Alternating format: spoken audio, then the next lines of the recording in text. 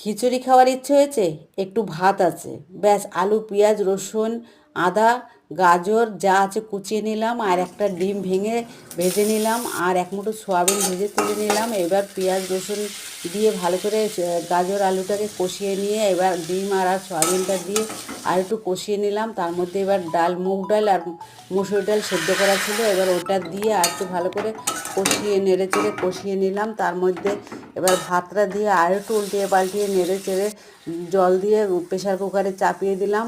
2 piece আলু কেটে piece piece করে কেটে ভেজে নিলাম, একটা ডিম অমলেট করে নিলাম, তার মধ্যে একটু চাট মশলা দিয়ে দিলাম। আমার দেখো খিচুড়ি রেডি হয়ে গেছে। তার মধ্যে একটু 1 চামচ ঘি দিয়ে বেশ উল্টিয়ে পাল্টিয়ে মিক্সড করে নিলাম। দেখো দেখতে যেরকম লোভনীয় হয়েছে, খেতে কিন্তু দুর্দান্ত টেস্টি হয়েছে। দেখো বেড়ে নিয়েছি। এবার দেখো রান্নাটা আমার কেমন হলো বলবি কিন্তু।